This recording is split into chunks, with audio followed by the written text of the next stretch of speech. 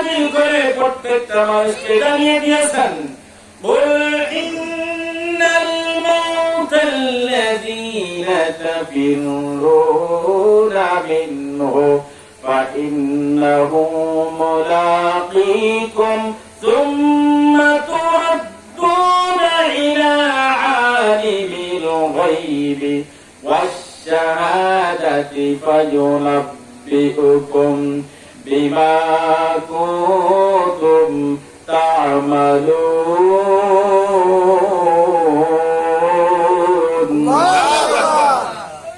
আল্লাহ তাআলা বলতেছেন, হে নবী আপনি বলুন,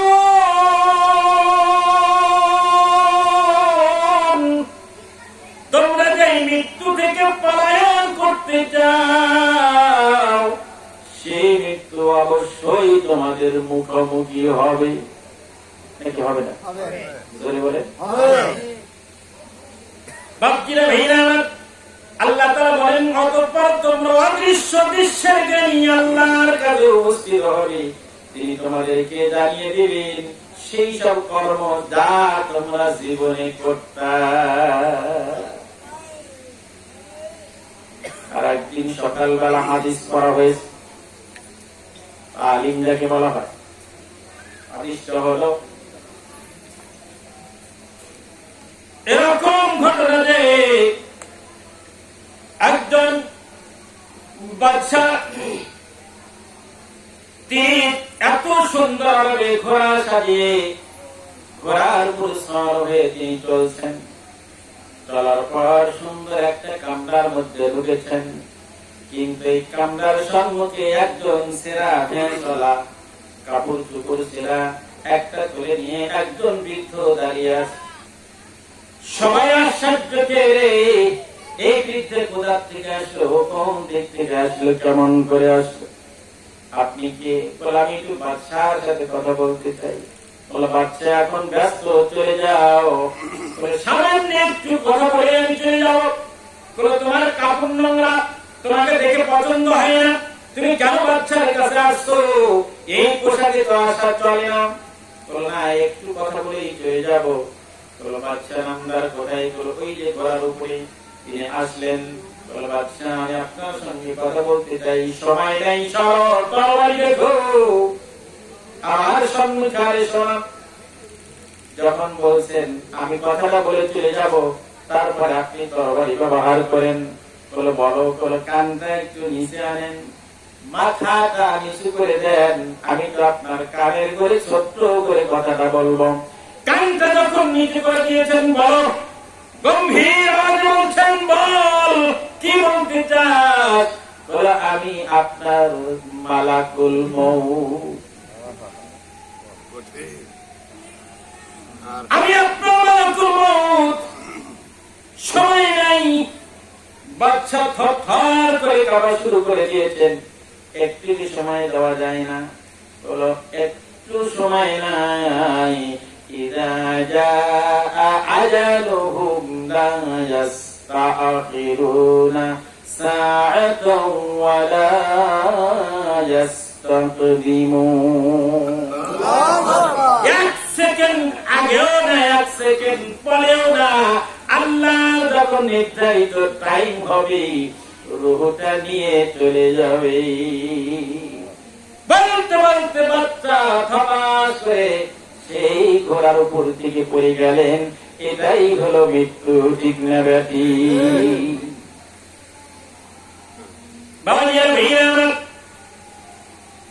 এই মৃত্যু আমাকে আপনাকে ধরবে নাকি ধরবে না? ধরবে তো।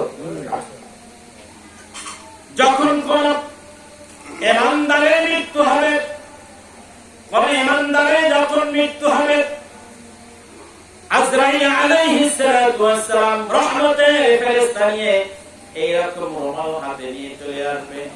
ঠিক আজরাইলের হাতে এইরকম রুমাল থাকবে, এইরকম ভাবে আসবে। যে ইমানদার মাথা সোজাসুজি করে বসে দাঁড়িয়ে বলবেন, আসসালামু আলাইকুম ইয়া আব্দি, হে আল্লাহর বান্দা, আপনার প্রতি আল্লাহর পক্ষ থেকে সালাম। মৃত্যু ব্যক্তি তাকাবে আর বলবে, ইয়া আইয়াতুহান নাফসুল মুতমাইন্নাহ ইরজিই ইলা রাব্বিকা রাদিয়াতাম মারদিয়াহ ফাদখুলি ফি ইবাদি ওয়াদখুলি জান্নাতি। হে প্রশান্ত আত্মা, হে আল্লাহর মনোনীত আত্মা, হে আল্লাহ গোলাম, আসো আসো, বের হয়ে আসো, বের হয়ে আসো, বের হয়ে আসো। এই রোমাল যারা ভিতর বলে বলি যখন ডাক দিলে রুহটা বের হতে যাবে না, রুহটা বের হতে যাবে না। কেন যাবে না? এই রুহ তো আল্লাহর দাসত্ব গোলামি করেছে, এই খাসার থেকে বের হবে কেমনে? সে তো সব সময় আল্লাহর গোলামি করেছে। হেদায়েত প্রাপ্ত একজন বান্দা বান্দি বাবাজিরা ভাইরা আমার এত সুন্দর করে ডাক দিবে, তারপর আসবে না। রূহ বলবে আমি কোন জায়গায় যাইব, ওই জায়গাটা না দেখা পর্যন্ত আমি বের হব না। মারহাবা। আল্লাহ তাআলা বলবেন ফেরেশতা আমার জান্নাতখানা তুলে ধর সুখের সামনে। দুনিয়ার এই দৃষ্টিটা বন্ধ হয়ে যাবে, আসমান পর্যন্ত আর শাহজিম পর্যন্ত জান্নাত জাহান্নাম পর্যন্ত দৃষ্টি আল্লাহ খুলে দিবে।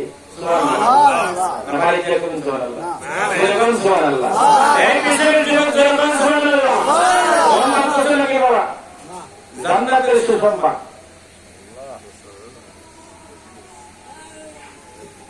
এই জান্নাতখানা যখন তুলে দেওয়া হবে, মৃত্যু ব্যক্তি তখন মুস্কি একটা হাসি দিবে। সুবহানাল্লাহ।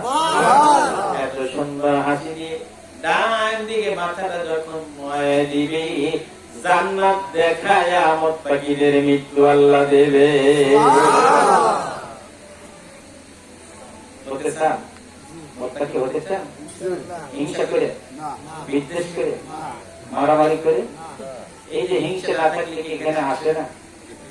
না আল্লাহর প্রতি হিংসা, না এই বাড়ি আল্লাহর প্রতি হিংসা? কথা পায় না, একটা তো আসেনি। খুশি কাকে করতে চান, আল্লাহকে না শয়তানকে? বলেন। আমরা যে এখানে বসে আছি, নবীর হাদিস, আল্লাহ কিয়ামতের দিনে জিহ্বা কেটে দিবে মিথ্যা বলে। এখানে আছি সব জান্নাতি মানুষ।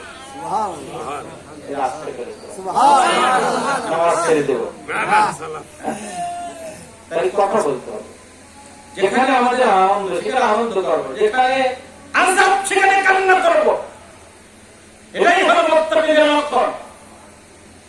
কোরআন যেখানে বলবো জান্নাতের আয়াত পেলে আমাদের আনন্দ, জাহান্নামের আয়াত পেলে চোখ দিয়ে পানি ছেড়ে দিতে হবে। এটাই হলো মুসলমান মুত্তাকি ইমানদারদের লক্ষণ। বাপজিরা ভাইরা রাগ করছে না, এটা আমাদের শিক্ষার জন্য বলা হয়। আপনার সাথে জমি জমা দিয়েও বাধা তো জানেন, বাড়ি বাড়িও বাধা তো জানেন। আমি একজন অপরিচিত আল্লাহর গোলাম আপনাদের সম্মুখে, কিন্তু খোঁজ করলে আমার রক্ত এখানে আছে, এই গ্রামে আছে। খোঁজ করলে বের হয়ে যাবে, এই গ্রামের জমি আমাদের ভিতরে আছে। অত দূর চলে গেলেই অন্যদিকে যাবে। বাপজিরা ভাইরা আমার,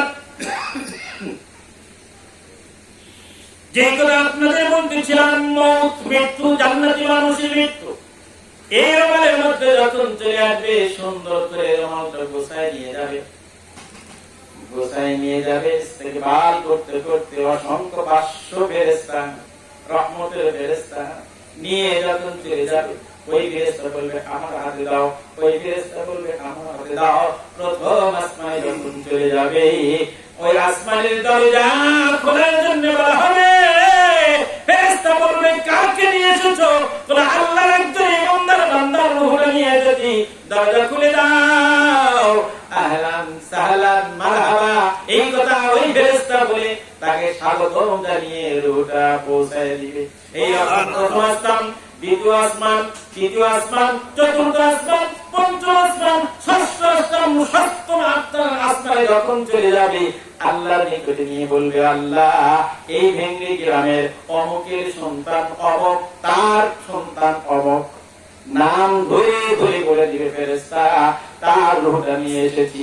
আল্লাহ তাআলা বলবেন ঠিক আছে, আমার কাছে যখন নিয়ে এসেছো চলে যাও চলে যাও, এই রূহটা আমার বান্দা বান্দির আবার ওই কবরের মধ্যে তার দেহের মধ্যে প্রবেশ করায়া দেয়। সুবহানাল্লাহ। শুধু প্রবেশ করায় জন্য আল্লাহ তাআলা বলেন ফেরেশতা আমার এই বান্দা বান্দির কবরের নিচে জায়গাটা জান্নাতি জান্নাতি বিছানা বিছায় দাও। সুবহানাল্লাহ। আমার এই বান্দা বান্দির যেই কাপড় নিয়েছে কাপড় হিসাবে এটা খুলে ফেলে দাও, জান্নাতের কাপড়টা পরায়া দাও। সুবহানাল্লাহ। আমার এই জান্নাতীকে বান্দা বান্দিকে এমন সুন্দর একটা ঘুম দিয়ে দাও, নববধূ যেরকম ঘুমায় ওই রকম ঘুম দিয়ে দাও, কিয়ামত পর্যন্ত ঘুমাইতে থাকবে। সুবহানাল্লাহ। সেই জান্নাত কি চান? ইনশাআল্লাহ। আল্লাহর কাছে জান্নাত চাই ঠিক, কিন্তু জান্নাতের কাম করতে চাই না। ঠিক না? ঠিক। জান্নাত ঠিকই চাই, কিন্তু জান্নাতের কাম করতে চাই। জান্নাতের কাম করতে গেলে ভেজাল, বাধা, অত্যাচার, নির্যাতন, মারামারি, হারাহারি, এরকম আছে না নাই? আছে। কিন্তু এই যে জান্নাতের জন্য সাহাবায়ে কেরাম যেরকম ভুগেছেন, তারা জান্নাতকে এত ভালোবেসেছেন, তারা জান্নাতের প্রতি এত আগ্রহ ছিলেন, এই জান্নাতের আগ্রহ আমাদের মধ্যে আসে না কেন? একটাই কারণ, আমরা দুনিয়ার ভালোবাসা অর্জন করতে চাই, আখিরাত ভুলে গেছি। ঠিক না? ঠিক। আল্লাহকে ডাকেন, একবার যদি ডাকেন, আপনি যদি একবার ডাকেন আল্লাহ বারবার সাড়া দেয়। তোমাকে ডাকিল আল্লাহ, আমাকে কাছে টানো বারবার। তোমাকে ডাকিল আল্লাহ, আমাকে কাছে টানো বারবার। যদি পথ ভুলে যাই